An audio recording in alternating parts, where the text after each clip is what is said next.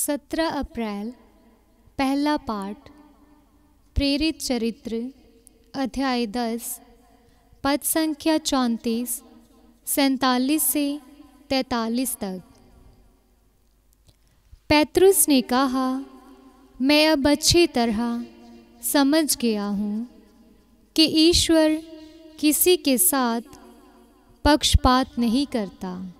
नाज़रेत के ईसा के विषय में यहूदिया भर में जो हुआ है उसे आप लोग जानते हैं। वे सब गलीलियों में प्रारंभ हुआ उस बपतिस्मा के बाद जिसका प्रचार यूहन्ना ने किया था। ईश्वर ने ईसा को पवित्र आत्मा और सामर्थ्य से विभूषित किया और विचारों और घूम घूम कर भलाई करते रहे और शैतान के वश में आए हुए लोगों को चंगा करते रहे, क्योंकि ईश्वर उनके साथ था। उन्होंने जो कुछ यहूदिया देश और यरूशलेम में किया उसके साक्षी हम हैं। उनको लोगों ने क्रूस के काठ पर चढ़ाकर मार डाला, परंतु ईश्वर ने उन्हें तीसरे दिन जिलाया और प्रकट होने दिया। सारी जनता के सामने नहीं, बल्कि उन साक्षियों के सामने जिन्हें ईश्वर ने पहले ही से चुन लिया था। वे साक्षी हम हैं। मृतकों में से उनके जी उठने के बाद हम लोगों ने उनके साथ खाया पिया और उन्होंने हमें आदेश दिया कि हम जनता को उपदेश देकर घोषित करें कि ईश्वर ने उन्हें जीवितों और मृतकों का न्यायकर्ता नियुक्त किया है। उन्हीं के विषय में सब नबी घोषित करते हैं कि जो उनमें विश्वास करेगा उसे उनके नाम द्वारा पापों की क्षमा मिलेगी। प्रभु की वाणी। ईश्वर को धन्यवाद। भजन अनुवाक्य। ये प्रभु का ठहराया हुआ दिन है, हम आज प्रफुल्लित होकर आनंद मनाएं। प्रभु का धन्यवाद करो, क्योंकि वह भला है। उसकी सत्य प्रतिज्ञता अनंत काल तक बनी रहती है। इस्राएल का घराना ये कहता जाए, उसकी सत्य प्रतिज्ञता अनंत काल तक बनी रहती है। अनुवाक्य। ये प्रभु का ठहराया हुआ दिन है, हम आज प्रफुल्लित होकर आनंद मनाएं। प्रभु का दाहिना हाथ महान कार्य करता है। प्रभु का दाहिना हाथ विजयी है। प्रभु का दाहिना हाथ महान कार्य करता है। मैं नहीं मरूंगा, मैं जीवित रहूंगा और प्रभु के कार्यों का बखान करूंगा। अनुवाक्य। ये प्रभु का ठहराया हुआ दिन है, हम आज प्रफुल्लित होकर आनंद मनाएं।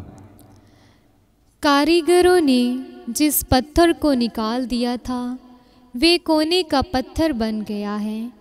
ये प्रभु का कार्य है, ये हमारी दृष्टि में अपूर्व है। अनुवाक्य। ये प्रभु का ठहराया हुआ दिन है, हम आज प्रफुल्लित होकर आनंद मनाएं।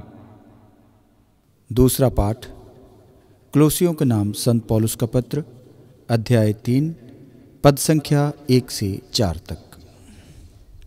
यदि आप लोग मसीह के साथ ही जी उठे हैं, जो ईश्वर के दाहिने विराजमान है, तो ऊपर की चीज़ें खोजते रहें।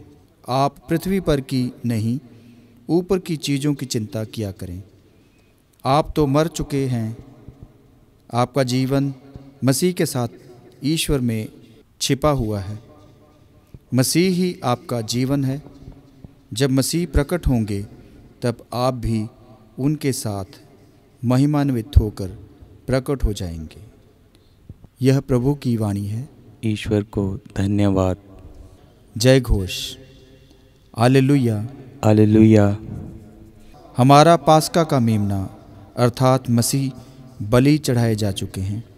आओ प्रभु में हम यह पर्व मनाएं। अनुवाक्य। हालेलुया। संत यूहन्ना द्वारा रचित सुसमाचार अध्याय 20 पद संख्या 1 से 9 तक। मरियम मगदलेना सप्ताह के प्रथम दिन तड़के मुँह अंधेरे ही कब्र के पास पहुंची। उसने देखा कि कब्र पर से पत्थर हटा दिया गया है। उसने सिमोन पतरस तथा उस दूसरे शिष्य के पास जिसे ईसा प्यार करते थे दौड़ती हुई आकर कहा, वह प्रभु को कब्र में से उठा ले गए हैं और हमें पता नहीं कि उन्होंने उनको कहाँ रखा है। पैत्रियुस और दूसरा शिष्य कब्र की ओर चल पड़े। वह दोनों साथ साथ दौड़े। दूसरा शिष्य पैत्रियुस को पिछेल कर पहले कब्र पर पहुंचा। उसने झुककर यह देखा कि शाल्टी की पट्टियां पड़ी हुई है, किंतु वह भीतर नहीं गया। सिमोन पैत्रियुस उसके पीछे पीछे चलकर आया और कब्र के अंदर गया।